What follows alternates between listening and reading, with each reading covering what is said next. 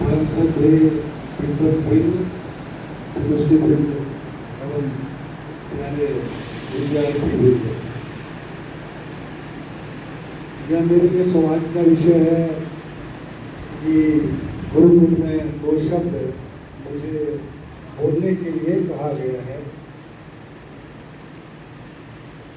महादेव के त्रिशूल पे बसी यह काशी एक विशिष्ट नगरी है। पूरे दुनिया में, पूरे संसार में, पूरे विश्व की यह एक विशिष्ट जो है यह भूगोल है। काशी जो है वह एक पवित्र भूगोल के रूप में जाना जाता है और यह भूगोल जो है इसमें मोक्ष की प्राप्ति होती है। इसीलिए पूरे भारत से ब्राह्मण समाज के लोग, चाहे तमिलनाडु हो, केरला हो, कर्नाटका हो, उड़ीसा हो, बंगाल हो, मिथिला हो और उत्तर प्रदेश तो है ही, मध्य प्रदेश, राजस्थान, गुजरात, सब जगह के ब्राह्मण जो हैं वो पक्के बहाल में आपको दिखते हैं। और सब किस उद्देश्य से आए थे? काशी की पांडित्य परंपरा के संवर्धन के लिए।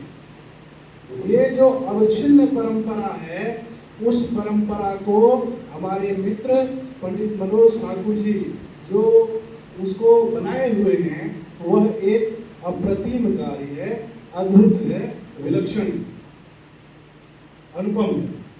इससे इनकार नहीं किया जा सकता है। संस्कृत जो है वह हमारी शक्ति है, वह भारत की आत्मा है, वह हमारे समाज का मेरुदंड है। वेद हो, चाहे उपनिषद हो, पुराण हो, या फिर हमारे जो रामायण और महाभारत हैं और जो उपवेद हैं, ये सब ब्राह्मण ग्रंथ हैं या अरण्यक है, ये सारे ग्रंथ जो हैं वो हमारे देश के विरासत है। हमारे समाज के संवर्धन में उसका अपूर्व योगदान है, अद्भुत योगदान है। ये जो आजकल हम लोग विज्ञानवाद में घुसे हुए हैं और जो विज्ञान का चमत्कार देख रहे हैं, वो विद्या एक तरह का भस्मासुर सिंड्रोम है। जैसे भस्मासुर ने अपने को समाप्त करने की का तपस्या किया था, उसी प्रकार ये आधुनिक विद्या जो हम लोग स्वरूप देख रहे हैं वो इसी प्रकार है। संस्कृत जो है वो हमें सात्विक बनाता है, हमें धार्मिक बनाता है, हमें सद्मार्ग पर ले जाने की विद्या देता है, हमें मोक्ष की प्राप्ति देता है। और गुरु जो है और जो शिष्य है उसका जो एक पावन संबंध है, उसका स्वरूप हमें भारत में संस्कृत विद्या में ही मिलता है। जो हमारा जीवन है उसको 4 भाग में बांटा गया है। जो पहला जीवन है, जो पहला भाग है 25 वर्ष का, जिसको हम लोग क्या कहते हैं? कौन सा आश्रम कहते हैं पहली 25 को? ब्रह्मचर्य आश्रम।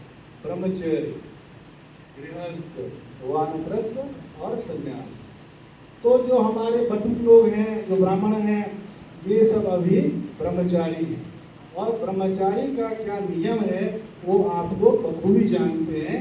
ये तपस्या है जो हम लोग 25 वर्षों तक अपने जीवन में पूरी तरह से पूरे निष्ठा के साथ सारस्वत साधना करते हैं।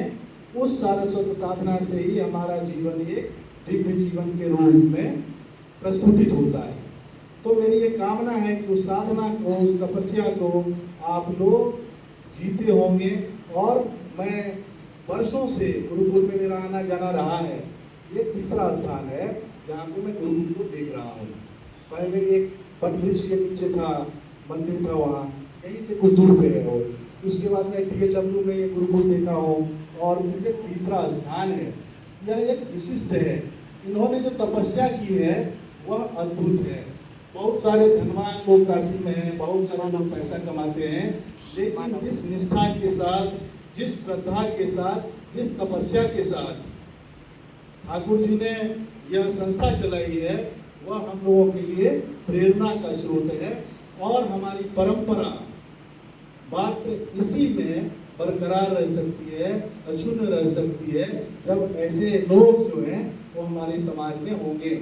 नहीं तो धनवान लोग तो पहले भी थे और आज भी हैं।